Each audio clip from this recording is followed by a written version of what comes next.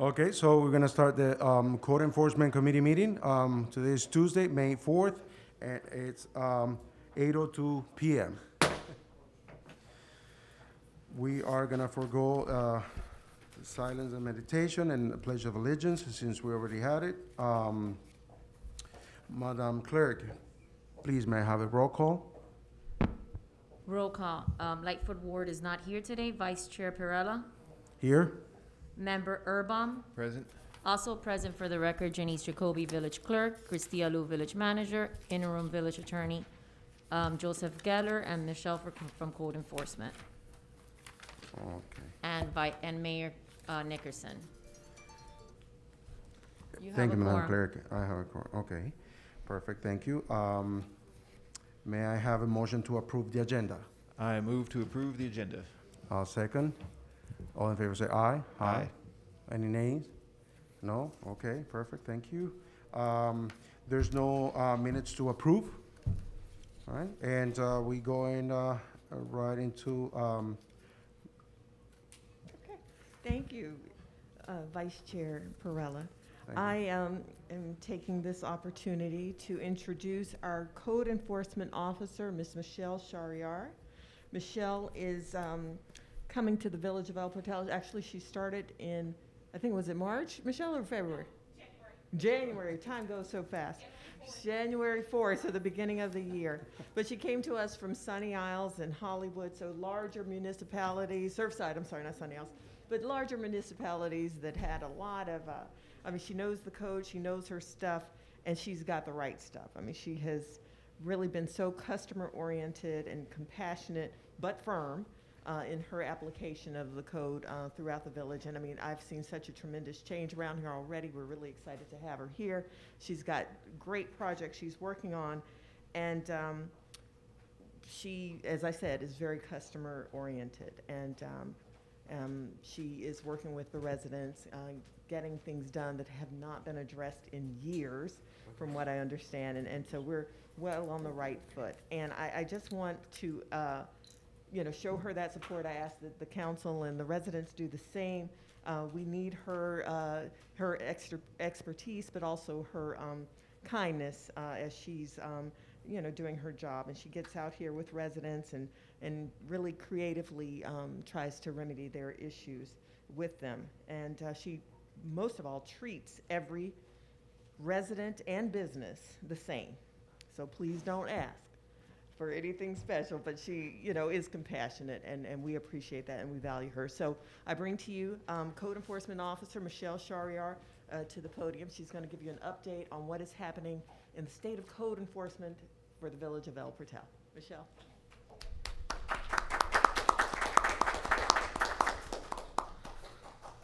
Well, first I'd like to say thank you to the village manager. That was very nice. It's nice to be appreciated. And I love the village. I love the residents here. It's a very charming little community. And things have, since I've been here, I've seen some projects, some properties that had a lot of violations. And I was very happy to work on them and to see the change. One of the biggest changes that I've seen so far is the church, the sanctuary that's on Northeast 2nd Avenue. It was a great satisfaction to see the change in that. They had a lot of broken windows. It was a place where anybody can have access to going inside, so it was considered a dangerous building. They had issues with passerbys constantly. We don't know, maybe they were not from this community, breaking the windows. And finally, I was able to have that taken care of. It basically was a big transformation. It now looks beautiful. It's not an eyesore anymore. And it may have been in that condition for quite a while. So it was nice to see the transformation in that. There are other properties as well. I would say like in the urban area, there were some properties there that had overgrown grass, a lot of litter, and We're talking about the annexed area, Biscayne Oh, Boulevard. the annex area? Right, so that's like northeast 83rd Street. And I've worked with the property owners there, and they've been very understanding and very willing to work with complying with the violation. So there's been a transformation in that area as well. So I've been happy to see that as well. And then pretty soon we're going to have a new development over there, supposedly like close to 300 apartments. So that's going to be nice. But in the meantime, I'm very firm with everybody, but very nice as well, because the only way to get compliance is to be nice. So I let them know that it has to be litter-free, the entire property, at all times. So whether it's during construction time, and the construction is going to take quite a while. So we're going to have 2 properties, I think, that are the sanctuary, as well as the skate park is another one, and also Cavista, right. So it's actually 3 properties right now. They're going to be under construction, and it's probably going to take a while. I would say probably at least a year. So I let them know that during that time that they need to comply with the codes as well, as far as maintaining the property. So yeah, and also right now what I'm working on is, I don't know if we've had code officers for a long time here, but I've noticed there are a lot of properties that have a lot of violations. So that's basically what I'm looking at right now. I'm trying to, instead of looking at the little violations, or the properties that have 1 or 2 violations, like overgrown grass, or maybe a garbage can. I know that's important, that they have a garbage can in the front, and that's a violation when it's not in the pickup time for the garbage. But I'm looking for properties that have a lot of violations, because I think that's going to make a real difference in the feel of the neighborhood, also the value of the properties. That's going to make a big difference.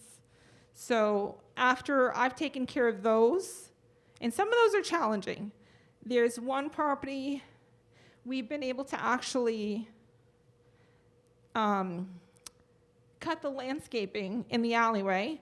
Unfortunately, the owner, I believe he's no longer alive, so we haven't been able to go into the backyard. But I think that's been in that condition for a while, so we've seen a transformation, at least in the alleyway for that property. And I think pretty soon we're going to start doing special magistrate hearings for to see if we can make a difference. Because I think since a lot of cases have not really seen enforcement, I think the only way to change that around, and so the property owners know that, you know, they really need to comply, is for us to have special magistrate hearings. So I think probably like in about 2 or 3 months, we're going to start doing that. So, you know, the word will get out, and then people will say, you know, I need to comply because I don't want to go to a special magistrate hearing. It's not something that a resident would want to have their case escalate to, because just the administrative fees and the court fees alone could be $300.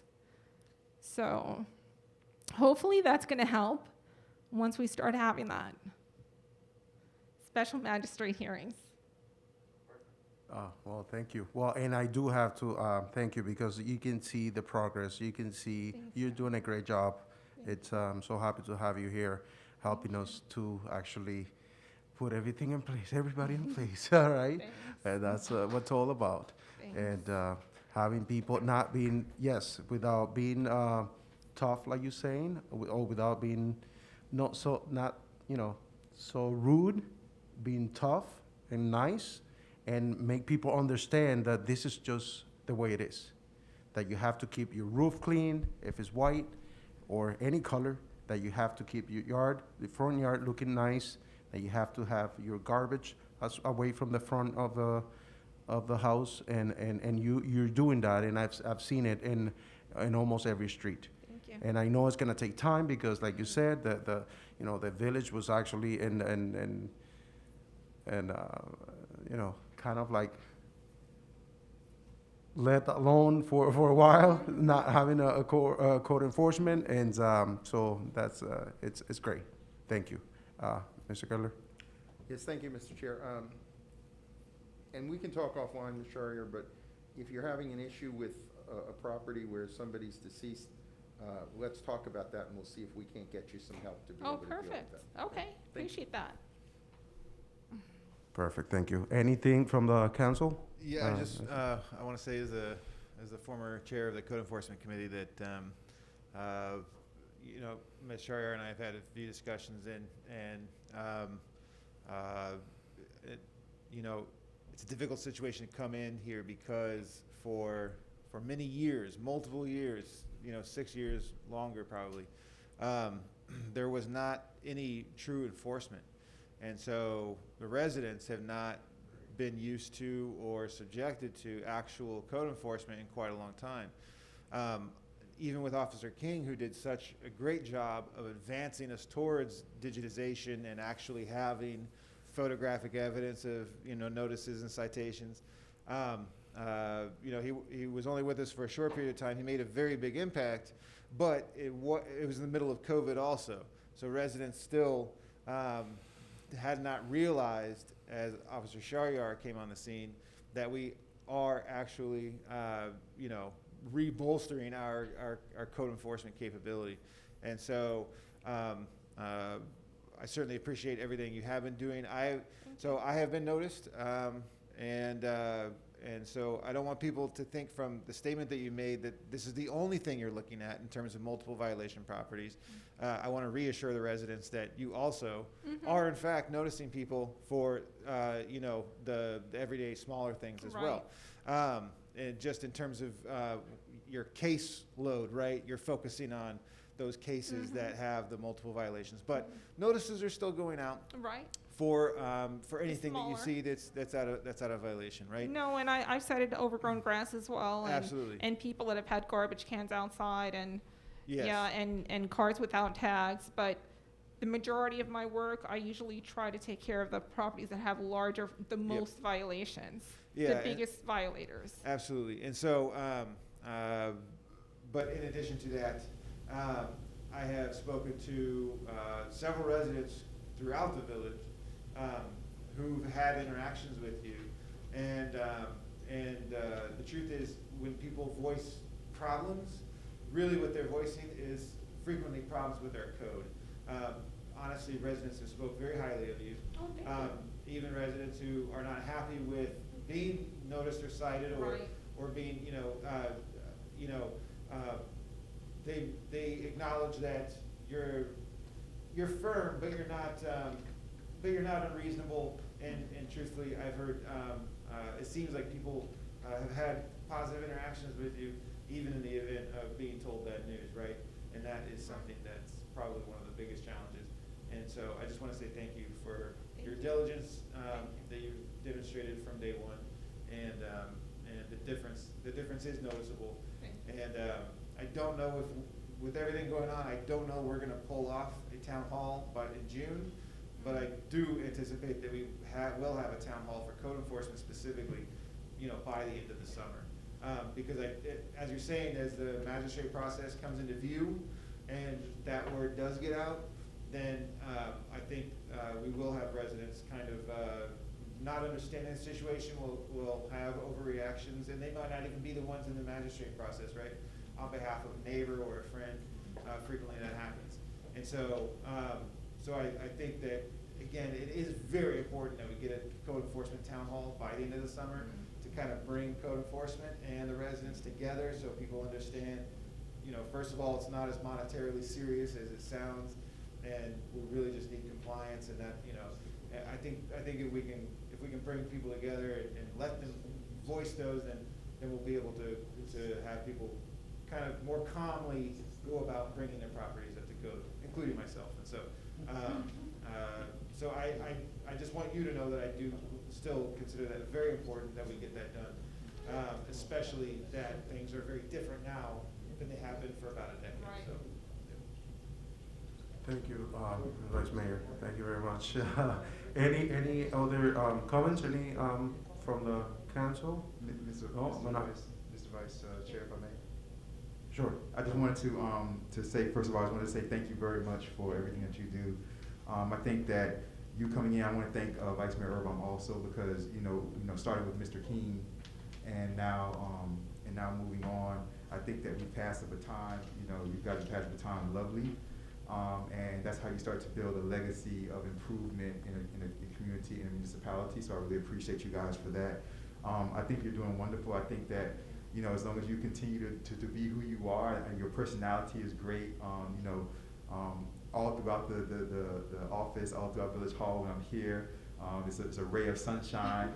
But at the same time, you're fair but you're firm, which is really important. And you, as the manager said, you don't show favoritism. So I think just, you know, continue to be fair, firm, and consistent. And Vice Mayor Urban, I was thinking the exact same thing. You had mentioned that before, a code enforcement workshop. I think it'd be wonderful to have one. As the Vice Mayor said, you know, especially with Governor DeSantis's, order that's out that, the COVID situation is being adjusted in a major way. But I think even if it's a virtual town hall, I think our community would really love it to have all of us on there, including you, because there's probably so many frequently asked questions about code enforcement that they would love to have answered. So, you know, I think even if it's virtually, I think we should really move to do that. So thank you very much, Vice Mayor. Thank you very much, Madam. I appreciate you. It's all good. Thank you very much, Mr. Vice Chair. That's all for me. Thank you, Mayor. Thank you. Okay, I'm gonna open it for the public. Oh, I'm sorry, Anna. You can go to the public or me, but I was just gonna, again, support, Code Enforcement Officer Charlier, but also state that, you know, since she came on board with us, yeah, I'm always open for innovation, you know, anything that, if technology can help us do our jobs better, I wanna be, you know, aware, and I wanna, really promote that and give our, staff that opportunity. Ms. Charlier, came in and she was trying to work on her phone. So we said, let's look into a laptop, something not too expensive, but something that she can use out in the field. Well, she's using that now. We're able to support her in that way. Now, there's a software, she's using our software that we use for everything that's BSNA. And, you know, not to throw stones, but I think her work would be a lot better done, you know, be more efficient if she had a software that she can use out in the field and wouldn't have to come back in and utilize it. So, Ms. Charlier took the initiative and got me some quotes. I said, don't give me anything unless, if it's not 3, I can't even look at it, but she did. And I appreciate that, and I reviewed it with the CFO. And I will be bringing that forward to the commission when we start reviewing for budget, the new budget. So I do want her to feel that support and to be able to do her job. She's out there in the field by herself with her little car, that breaks down from time to time, so we need to support her in that aspect as well. I know that we have the priority of our police right now, but at some point we do need to replace the code enforcement car as part of that renewal as well. So I'll come to the council and keep you apprised of all of that, but just know that she will need some equipment to support her and to make her work more efficient. Yes, that was something And I that was appreciate like, that. I actually was gonna mention that, and I'm thank you for mentioning that. I just wanted to make that last note. Yeah, that's really important for me, and I think of that every single day. It's so crucial to have a software that saves time, that's efficient, and that's web-based. The current software that we have right now is not web-based. So basically what I have to do is I have to come back to the office and I have to finish my cases there. So I'm basically writing down on little pads, okay, this house has these violations, and then I have to go back to the office, and then I cannot enter any pictures outside in the field because that software doesn't allow that. It's not possible. So I have to come back to the office to do that. And it wastes a lot of time. If I could just finish my cases in the field, I could open a lot more cases,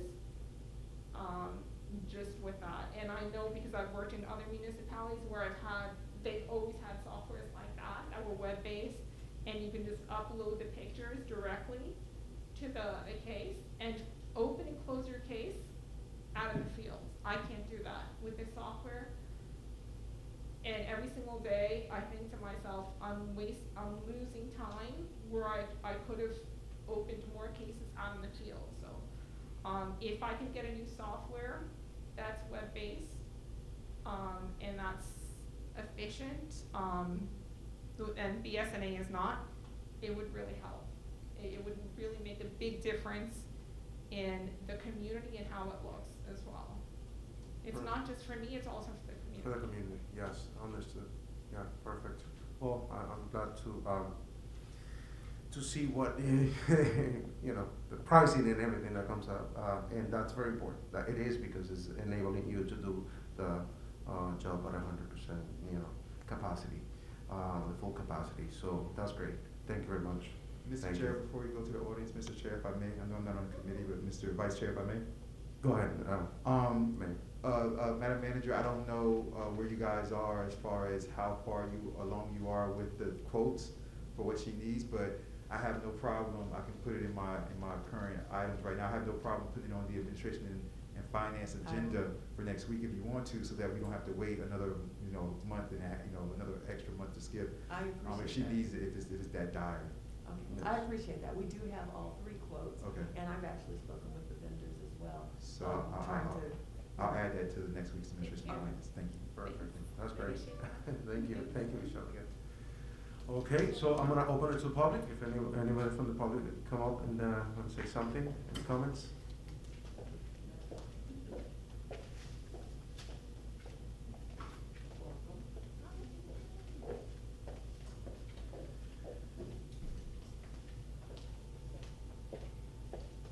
Good evening. Good evening. If you can say Jerry your name. Rivero, 225 Northeast 86th Street. Miss Code Enforcement, Michelle, I didn't get your last name. Welcome to the village. Thank you. I hope you stay. We've had too many transitions around here.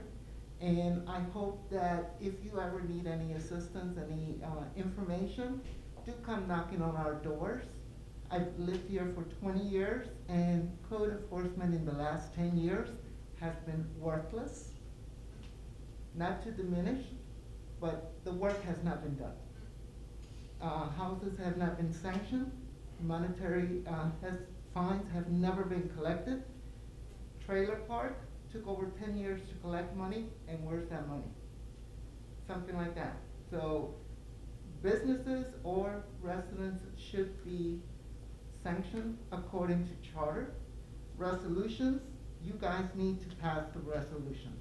I have talked to all of you, and it's like talking to a wall. So with code enforcement, I appreciate if you could do your job. Not saying you haven't, but if you get everything digitized, maybe everybody can see the value to our properties. Code enforcement and clean property is the best thing that we could have. Nobody here has noticed, but 85th Street, septic tank was replaced, but it was not drained. The street was flooded with the S word for 6 days, and nobody cleaned it up, okay? So that's just one item I haven't raised before, but manager does have a list of properties that I have addressed. I still don't see them fixed.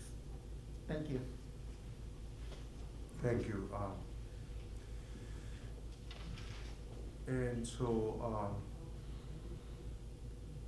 okay, any more questions? Any more, nobody else for audience? Okay, so I guess we wrapping this up.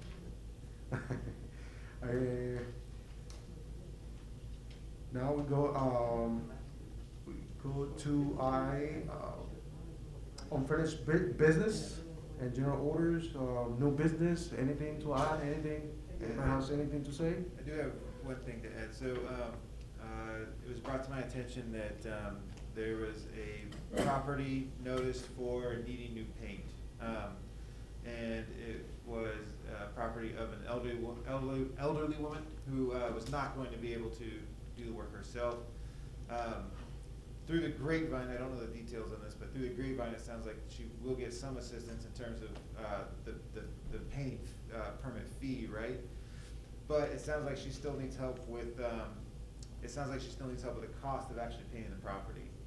And so, I might have Madam Manager, I know we slashed the discretionary funds in half for, the budget, right, due to COVID.